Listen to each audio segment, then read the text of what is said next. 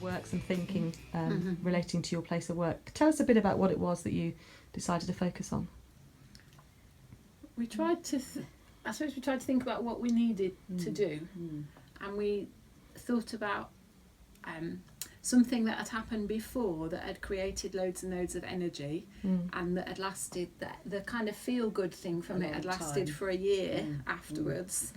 And so it was like, people are generally doing well, and people are generally very settled, so how could we create some energy that might actually create something else, really, that there was like, so we had an Oscars night when we did it before that was just this really wow event where everybody was celebrated and stuff. So then there was this idea about maybe we could do This Is Your Life. You want to say a bit about and the other part that we thought about was the fact that quite a lot of talking around the fact that we'd got lots of people's stories, but a lot of them were in us, in our heads. Yes. Things that we knew about the person that we were supporting, but actually there wasn't any way of having that held in a safe way, and we didn't want to make it documentational. So we thought that the This Is Your Life idea would create either a book or a short film or a bit of both that would tell the person's story, so that it wouldn't get lost over years. A really nice thing happened for Michael, actually, because Michael has lots of brothers who he talks to on Skype sometimes, but he doesn't see as much of them as he would like, or they would like, really. And Dad got in touch with them and said, this is what we want to do. And he did. So 2 of his brothers came and they made a little film with him. So they interviewed him and they interviewed each other. And we haven't edited it all yet, but and his brother also sent us all these family photos from when they were growing up, which we'd never seen before. And he'd written a little thing underneath all of them, who they were. So he'd printed them, written underneath who everybody was, and sent us a disc. So it was just like, wow, that was so exciting. And Michael was so excited because 2 of his brothers came and spent the day with him and just kind of messed some really special moments. And I suppose I'm sort of really surprised, because you know the people you support really well in the families, but until you ask, so have you got any photos? Question. It's just a different question, isn't it? And you discover more about people. It's like we can never stop discovering, can we? No, that's just ask different questions, and wow. I'm fascinated by the work you're doing. Just tell me a bit more. What was it that encouraged you to think about this as a project when we're thinking about integrity gaps that have been the focus of the work?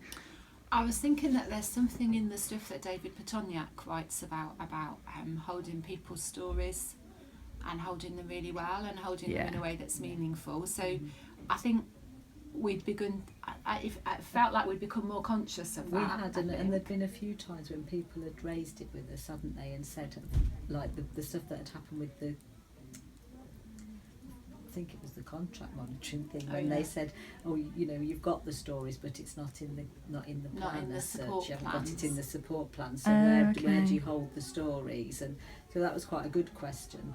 And I think it's also about the fact that I think the other thing that happens is that nothing like as many times as families, but we end up telling the story over and over again. Every time there's a new social worker or a new commissioner or new funding, you know, it's kind of like, well, this is where the person was, this is where they are now, so yeah, it's great now, but this is the journey they've had.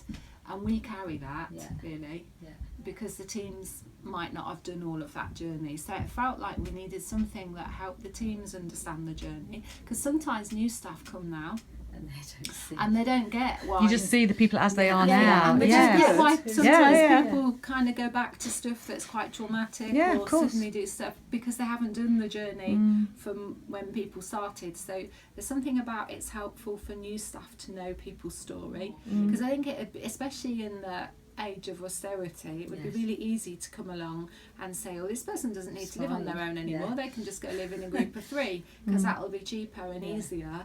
Actually, there's a whole load of stuff about why that person needs to continue living on their own, and how they've learnt to live on their own, and how they've learnt to feel safe, and how they've learnt to trust people again and be secure, which that's not captured in support plans or diary notes, because how can you? But you know, hopefully finding a way to tell the story that shows that respectfully. Sort of tell me if there's one thing that sort of struck you or sort of remained in your head throughout this Creating Positive Cultures project. I was thinking the way that maybe it's about when you know what's the right thing to do, you shouldn't make excuses not to do it. So once you've worked it out, this is actually the right thing that we need, this is what we need to do, you have to then be brave enough to do it. You can't measure quality from the office, and you can't measure quality from forms. You can only measure proper quality by being with people and seeing how the support workers are working, and seeing what kind of things people are doing, seeing what the communication's like between people. Just that being with is the thing that makes people safer. It's that relationship thing again, isn't it? Yeah. But also